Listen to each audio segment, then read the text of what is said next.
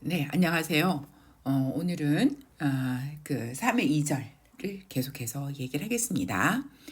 어, 우리가 이제 변동에 대한 variation, 그러니까 데이터들이 중심으로부터 얼마나 멀리 떨어져 있냐, 거리가 크냐, 혹은 중심으로부터의 거리가 작냐, 전반적으로 데이터들이 이런 거를 나타내는 것이 변동의 칙도죠.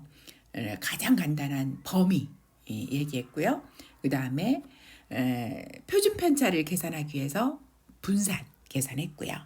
자, 그래서 각각 모집단, 표본 어떻게 계산하는지 얘기를 했어요. 이 변동을 나타낸 칙도, 이 칙도들을 계산하기 위해서는 우리가 데이터 x1, x2, xn을 그대로 쓰는 게 아니라 거기에서 평균을 뺀 거리를 쓰는 거죠. 거리를. 그래서 거리를 쓰기 위해서 그 평균으로 그 데이터를 빼가지고 평균을 빼가지고 그걸 제곱을 해서 이제 그거를 모집단의 경우는 다 더해서 그거를 더한 데이터의 개수로 나눴고 표본에서는 우리가 자유도 개념이라는 거를 도입을 해서 n으로 안 나눴고 n-1이라는 걸로 나눴죠. 조금 작게, 조금 작은 걸로.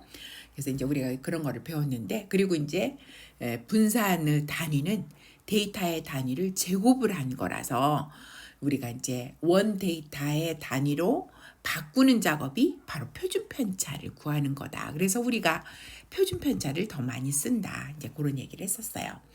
자, 이 시간에서는 우리가 이제 이런 변동의 측도로 사용하는 표준 편차가 어떤 문제가 있냐면 본래 데이터에 영향을 받는 거예요. 본래 데이터가 굉장히 값들이 크면, 다시 말해서 뭐 만자리 숫자다. 그러면 그 표준 편차를 계산을 해도 표준 편차가 작아도 몇백 뭐 이렇게 나오겠죠. 그러는 거에 반하여서 데이터들이 겨우 일자리 숫자다. 뭐 3, 6, 9 뭐 이런 데이터들이다. 그러면 표준 편차를 구하면 얼마 나오겠어요? 굉장히 적게 나오겠죠? 한 3, 2 이렇게 나오겠죠.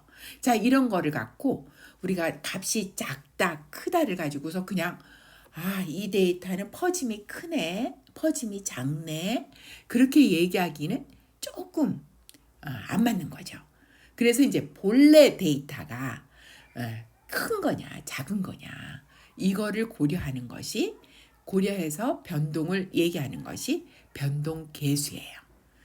이걸 갖다가 영어로 coefficient of variation, 그래서 CV라고 얘기를 합니다. 우리가 CV라고 써요. 자, 이거는 표준 편차의 크기는 측정 단위에 따라서 달라진다. 그래서 이제 여기는 이제 데이터 값이 크냐 작냐를 이제 단위 개념으로 또 얘기를 했네요. 예를 들어서 키를 측정을 하는데 키를 갖다가 센티미터로 측정한 거하고 혹은 미터 단위로 측정, 뭐 키를 미터로 얘기하는 사람 별로 없지만 어쨌든 데이터를 센치로 적느냐 미터로 적느냐에 따라서 단위가, 그러니까 그 숫자가 센치로 적으면 적어도 세 자리 숫자인데 미터로 적으면 기껏해야 1점, 단위가 1단위죠. 1단위. 그죠? 물론 솔점 밑에는 있지만 이제 큰 게 일자리 단위죠. 그래서 이제 이런 것들이 그러니까 표준 편차 값을 구해 갖고는 완전히 틀려지는 거죠. 표준 편차도 이런 식으로 100배가 달라져 버려요. 100배가. 센티미터로 하느냐, 미터로 하느냐에 따라서. 자, 변동 계수는 측정 단위와 무관한 변동의 측도이다. 따라서 다른 자료들의 변동 정도를 비교하는 데 사용한다. 변동 계수는 이런 식의 우리가 이제 단위가 어떻게 되든 데이터가 크든 작든 이런 거에 관계없이 상대적인 개념으로 나타낸 것이 변동 계수입니다. 자, 어떻게 계산이 되냐? 표본 평균과 표본 표준 편차를 각각 표본의 경우 x바와 s로 나타내면 표본 변동 계수는 이 변동을 s를 갖다 그대로 사용하는 게 아니라 s를 X바로 평균으로 나누는 거죠. 그러면 단위가 똑같잖아요. 이것도 키 같으면 센티미터, 이것도 센티미터. 만약 미터로 했다? 그러면 이것도 미터, 이것도 미터. 그래서 단위가 캔슬이 돼버리는 거예요. 그래서 단위가 없어져요. 거기에다가 우리가 보통 퍼센트로 얘기를 해가지고 곱하기 100% 이렇게 계산하거든요. 자, 그래서 CV는 변동계수는 단위하고 관련이 없습니다. 만약 데이터가 큰 거다 작은 거다도 마찬가지로 이 표본 분산이 크게 나타난다면 평균도 똑같이 크게 나타나겠죠. 자, 그래서 요 두 개가 어느 정도 밸런스로 상대적인 개념으로 나타내 주는 거예요. 자, 모집단의 경우 보면 뮤와 시그마로 하면 똑같이 이런 식으로 시그마를 우리가 변동에 대한 얘기니까 분자가 S 혹은 시그마입니다. 표준 편차가 되죠. 표준 편차. 그리고 분모가 평균이 들어가요. 그래서 곱하기 100%. 자, 예제를 한번 볼게요. 자, 변동계수를 계산하는 건데 시골 낚시점에서 판매하고 있는 8종의 스피너 가격이다. 그래서 가격을 갖다가 이제 쭉 썼네요. 단위가 뭔지 모르겠네요. 10,000원인가 아마 어떻게 되는지 제가 스피너라를 잘 모르니까. 자, 이걸 전체라고 생각을 해서 이제 모집단 자료라고 이제 만약 판단을 한다면 이제 모집단처럼 이제 봐서 모평균하고 모표준 편차를 구해야지 변동계수를 구할 수가 있겠죠. 그래서 모평균은 다 더해서 우리가 이제 8개니까 8로 나눈 거. 그래서 2.14고요. 그 다음에 시그마 제곱은 우리가 이제 여기서는 이렇게 이제 소점이 붙어 있으니까 그러니까 우리가 이제 간편세 두 번째 식을 써가지고 다 제곱을 해서 이게 이제 2.10, 2.10 다 제곱을 한 거죠. 제곱을 해서 다 더하고 다 더한 다음에 그다음에 평균 요 합이죠. 이게 합. 요 합을 두 개 곱하고 요걸 개수로 나눠주는 거죠.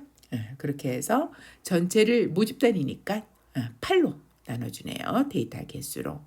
자, 그렇게 해서 그 두 번째 식으로 계산을 하니까 0.047이 되고 이거를 스퀘어 루트 하면 0.22 표준 편차는 0.22가 되네요. 자, 그러니까 변동계수를 구하면 표준 편차 나누기 평균. 그러니까 0.22 나누기 2.14. 2.14. 그래서 곱하기 100% 하면 이거는 10.28%. 그러니까 평균에 비해서 변동은 10.28%를 차지하고 있죠. 보통 평균보다는 보통 작은 값들이 나와요. 이게 데이터들이 만약 정수라면 이게 일반적인 음수가 없는 숫자라면. 자, 그 다음에 이제 두 번째는 이번에는 전국적인 판매를 하는 그런 카탈로그에서 랜덤으로 추출한 10개 스피너의 가격이다. 똑같이 스피너의 가격인데 이번에는 이제 전국적으로 하는 거에 대해서 이제 이번에는 표본을 뽑은 거죠. 자, 그렇죠. 자, 그래서 이제 이것도 역시 변동계수를 구하기 위해서 표본 평균하고 표본 표준 편차를 구하면 X바는 1.87이 나오고 S는 이게 이제 10개니까 9분의 해가지고 계산한 거죠. 그래서 이제 자유도로 9분의 해서 계산을 했더니 0.62가 나왔고요. 여러분들도 한번 계산해 보세요. 그 다음에 이제 이렇게 하니까 변동계수는 어떻게 되냐면 S 나누기 X바에서 0.62 나누기 1.87 그러죠? 1.87 여기에 이제 평균이 이렇게 이제 다른데 상대적으로 표준 편차를 비교를 하기 위해서 이제 평균으로 나눠서 한번 생각해 보는 게 훨씬 더 그러니까 어떻게 보면 정확한 비교가 될 수가 있겠네요. 그래서 이렇게 해보니까 이거는 이쪽 전국 쪽에서는 평균에 비해서 변동이 33.16%예요. 크죠. 우리가 이제 어떤 한 지점에서 판매하고 있는 것보다는 훨씬 데이터들이 변동이 크다는 거죠. 자, 한번 설명을 할게요. 전국 판매하는 카멜라 변동 개수가 33.16%로 시골 낚시점의 10.28%에 비해서 3배가량 크다. 가격 변동이 크다. 그런데 이제 평균을 보면 오히려 시골 여기가 더 높은 거죠. 2.149. 이거는 여기는 1.87이니까요. 그래서 가격은 시골이 조금 높네요. 그죠? 왜냐하면 아무래도 그럴 거 아니에요. 정적으로 하는 거는 경쟁이 심하고 종류가 다양한 거에 비해서 이제 그 시골에서는 약간 그 경쟁이 적기 때문에 가격이 조금 높을 수가 있겠네요. 어쨌거나 이런 식으로 변동 계수를 사용합니다. 그래서 평균값이 이렇게 다른 것들을 두 개의 변동 정도를 비교할 수 있는 거죠. 자, 우리가 이제 중심하고 이렇게 퍼짐, 변동을 알면 데이터에 대해서 설명을 할 수가 있어요. 우리 데이터가 어떻게 생겼다라고 설명할 수가 있는데 그 설명하는 데 사용하는 정리 중에 하나가 최비셰프 정리라는 거예요. 최비셰프의 theorem이라고 하는데 이거는 이제 어떤 걸 얘기하냐면 평균으로부터 표준 편차 안에 데이터가 최소한 얼마큼 있냐 이제 그런 얘기를 해요. 그래서 자료가 평균을 중심으로 주어진 표준 편차 안에 놓일 자료의 최소 비율을 말하는 건데요. 여기는 이제 K를 1보다 큰 경우만 사용해요. 그래서 평균의 양쪽으로 K배의 표준 편차 안에 놓일 비율은 적어도 1-K제곱분의 1이다. 그래서 이제 이걸 본다면 평균으로부터 여기가 이제 가운데가 이제 평균이 있으면 우리가 이제 표본 같으면 x바죠. 평균으로부터의 여기에 한 배의 여기가 k가 1을 초과를 해야 되니까 2배까지 해야 되겠네요. 그래서 2배의 표준 편차 이게 s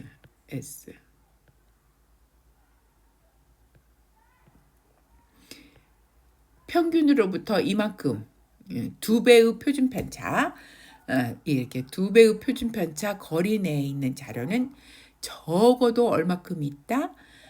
1에서 1-K제곱분의 1이니까 K가 지금 2예요. 2니까 여기가 2의 제곱 그래서 이거는 4분의 3 75%죠. 75% 적어도 75% 되는 거예요. 이 안에 자료들이 그러니까 X바로부터 그러니까 이렇게 2배 표준 편차 이 거리 내에 있는 자료들이 자료들 데이터의 수가 적어도 75%. 만약 S를 하나 더 해서 3배까지 생각을 하면 여기서 S까지 해서 3배까지 생각을 하면 요 안에는 1 3의 제곱 그러니까 9분의 1이니까 9분의 8이고요. 이거는 88.9%죠. 88.9%, 89%. 그래서 적어도 이 안에는 89%의 자료가 있다. 그러니까 우리가 이제 생각을 할 때 우리가 이제 어떤 자료가 평균이 10이고 x바가 10이고 뭐 예를 들어서 표준 편차가 2다. 그렇게 되면 여기 10을 중심으로 해서 2씩 여기 2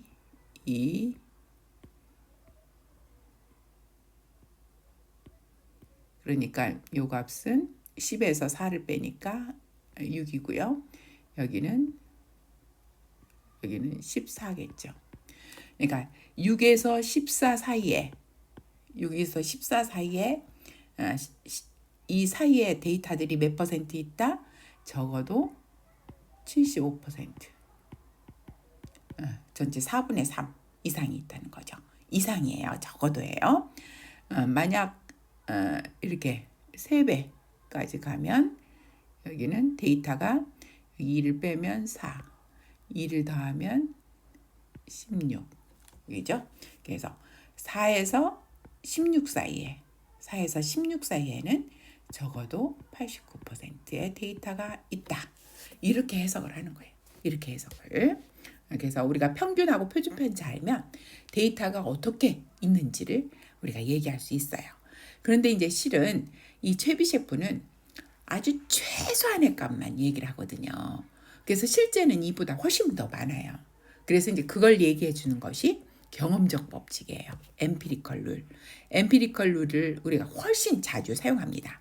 최비 셰프는 별로 안 사용해요. 왜냐하면 너무 작은 값을 얘기를 하기 때문에 실은 75%, 89%가 진짜로 굉장히 작은 값이거든요. 그래서 그보다 훨씬 커요. 자, 자료의 분포가 종 모양과 유사하면 종 모양이 아니라도 돼요. 그러니까 그 우리 대부분의 분포는 가운데가 조금 많거든요. 그리고 가장자리가 작고요. 자, 이런 식의 그러니까 이제 우리가 앞에서 마운드 쉐입 같은 거는 이렇게 좌우 대칭형으로 이렇게 되는데 이렇게 안 하고 어느 정도 이렇게만 돼도 돼요.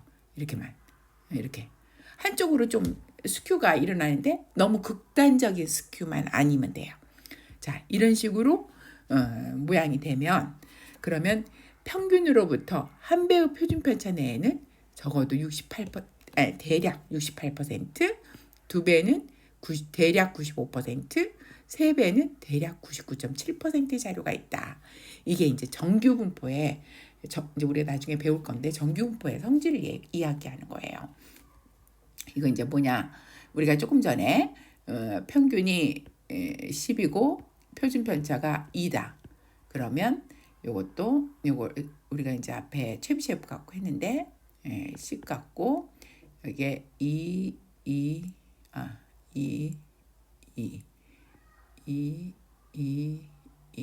그래서 이거는 여기 8 6 4 여기 12 14 16 여기 데이터들 X들 데이터가 있죠.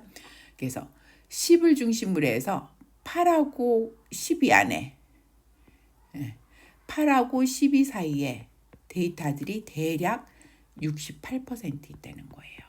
굉장히 많죠. 10개 중에서 7개 정도 데이터가 8에서 12 사이에 있다는 거죠. 이 안에. 그 다음에 두 배의 표준 편차, 여기 두 배의 표준 편차로 하면 여기는 6에서 14까지 이렇게 두 배의 표준 편차 거리에는 대략 95%가 있다는 거예요. 그 말은 뭐냐? 100개 중에서 95개, 5개만 그 바깥으로 빠지는 거예요. 6보다 작거나 14보다 크거나 그렇다는 거죠. 자, 이게 3배의 표준 편차 여기까지 생각을 하면 4에서 16까지 요 사이에는 우리가 이게 평균 표준 편차를 이렇게 주기만 하면 이 얘기들을 다 하는 거예요. 4에서 16 사이에는 99.7%. 그 말은 뭐냐면 1000개 중에서 3개 빠지고 다 이 사이에 다 있다는 거예요. 1000개의 데이터 중에서 3개만 빠지고 전부 다 4에서 16 사이에 있다는 거죠. 그러니까 데이터가 어느 값들을 갖는지 우리가 평균과 표준 편차를 갖고서 어느 정도 알 수가 있는 거죠. 굉장히 유용한 그런 법칙입니다. 그게 이제 바로 경험적 법칙입니다. 자, 우리가 이제 중심을 나타내는 측도 평균, 그다음 퍼짐을 나타내는 측도 표준 편차 가지고서 우리가 이제 어떤 건지 또 어떻게 계산하는지 얘기를 하고요. 그걸 해석하는 데까지 우리가 이제 한번 같이 봤습니다. 자, 그러면 이제 3의 3절을 간단히 들어가 보죠. 자, 3의 3절은 백분위수와 상자 수렴도에 대한 얘기예요. 여기를 이제 조금만 얘기하다가 우리가 이제 다음 시간에 마저 하겠습니다. 자, 여기에서 이제 그 백분위수라는 거는 우리가 100으로 나눠서 100등분 해가지고 어느 위치에 오느냐 이제 그런 걸 얘기를 하고요. 4분위수는 이거는 앞에는 100분이라고 그랬죠. 이거는 전체 데이터를 4등분 해가지고 4등분해서 어느 위치에 오느냐. 그 다음에 4분위수 갖고 범위를 구할 수가 있고요. 그 다음에 이제 우리가 4분위수 갖고 다섯 숫자 요약이라는 용어도 한번 얘기를 해볼 거고요.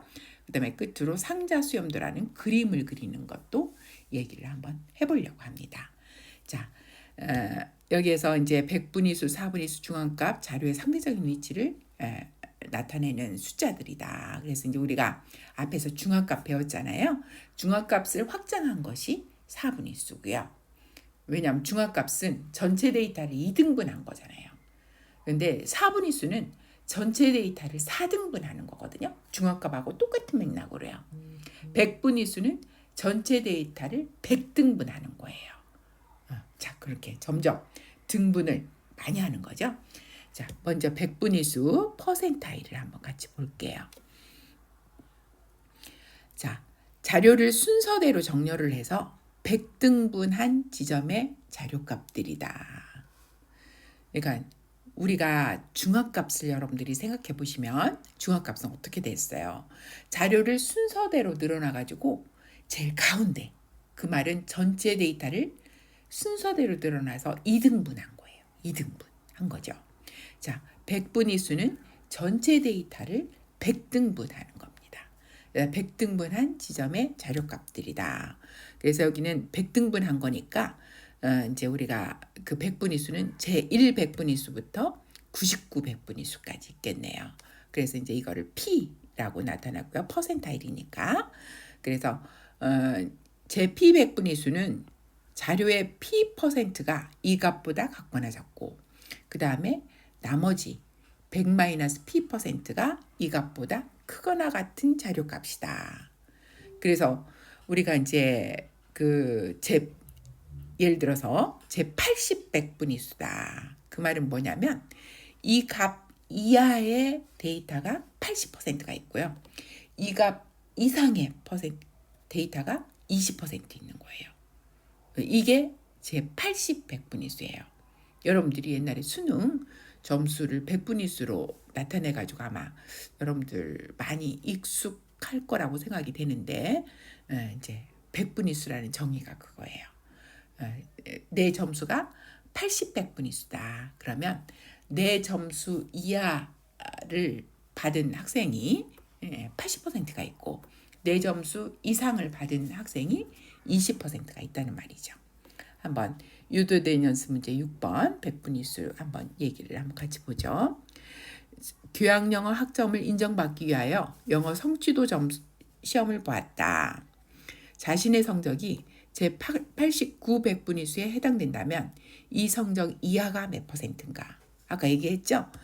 자기 성적이 제89 백분위수면 이 성적 이하는 89%의 학생의 성적이 있고요.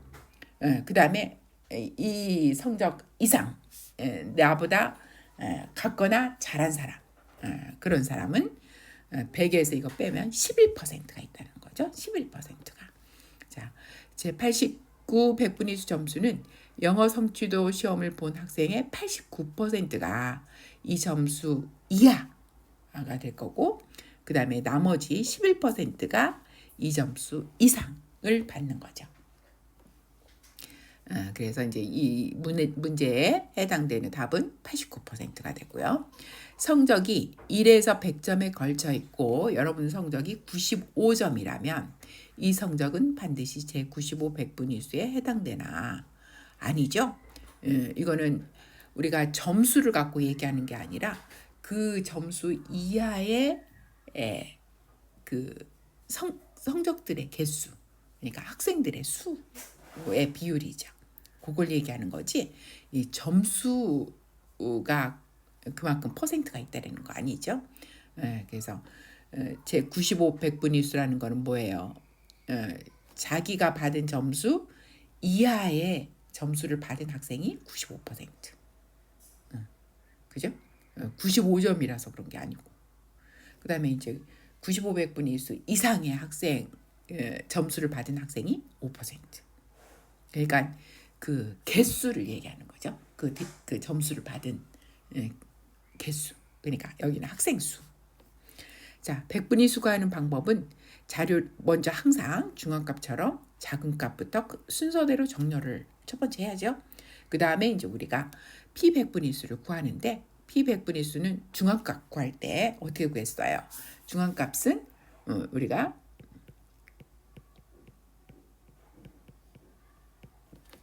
자료가 n개가 있으면 n 플러스 1을 2등분한 거죠.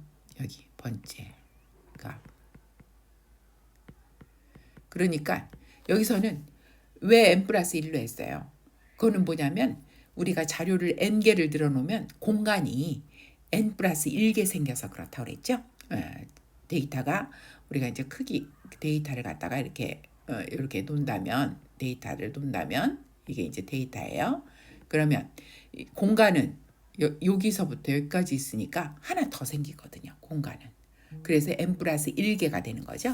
그래서 이제 n 플러스 1 공간을 우리가 100분위수는 100등분, 여기 2등분, 여기 2등분 하는 것처럼 100등분 해가지고 곱하기 p번째, 그만큼씩 해서 그러니까 p번째 거를 찾는 거죠. 그래서 이제 n 플러스 1을 공간을 100등분 해가지고 근데 이제 제 p 100분위수니까 이건 이제 제 100분위수인데 제 p 100분위수는 p를 곱하는 거죠. p를. 그죠? 그렇게 해서 그 번째 값을 찾는다. 그 다음에 이걸 계산해서 소수점이 0.5이면 소수점이 딱 0.5로 나오면 0.5는 그러니까 예를 들어서 5.5번째다. 그러면 5번째하고 6번째의 평균을 구하는 거고요. 그 다음에 소수점이 0.5가 아니면 예를 들어서 소수점이 0.3이 된다. 그러면 앞에 거를 쓰는 거고 소수점이 0.7이다. 그럼 뒤에 거를. 그러니까 가까운 쪽에 이제 정수 값을 갖는 정수 번째 자료를 찾는 거죠. 그래서 예를 들어서 이게 12.5면 12번째하고 13번째 값을 평균을 구하는 거고 그 다음에 12.25면 12번째 값이 12가 더 가까운 정수죠. 그 다음에 12.75면 13이 더 가까운 정수죠. 그래서 제 p 100분위수가 된다. 자, 이런 식으로 우리가 이제 100분위수를 구하는 거예요. 그래서 우리가 이제 예제를 한번 우리가 여기는 예제가 있나요? 한번 한 김에 예제를 한번 보기로 한다면 데이터가 예를 들어서 그러니까 그 30개가 있다. 그 다음에 우리가 제 80 100분위수를 찾아보자. 그러면 1번은 자료를 크기순으로 정렬하고요. 항상 중앙값부터 이렇게 4분위수, 100분위수는 정렬이 1번이에요. 그 다음에 몇 번째를 찾는 거죠?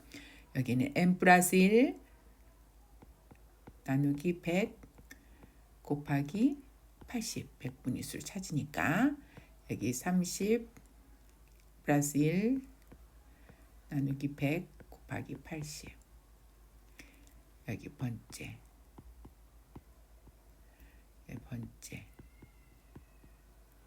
하면 이거는 어떻게 되겠어요? 31에다가 31에 0.8을 곱하는 거죠. 8, 38, 24, 24.8.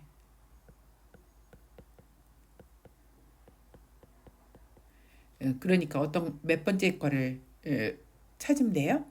여기서 가까운 정수는 25번째 값. 크기 순으로 드러나서 25번째 오는 값을 찾으면 되는 거죠. 자, 이런 식으로 제 p 100분위수를 찾으면 됩니다. 자, 오늘은 여기까지 하고요. 다음 시간에는 4분위수부터 얘기를 하겠습니다. 수고하셨습니다.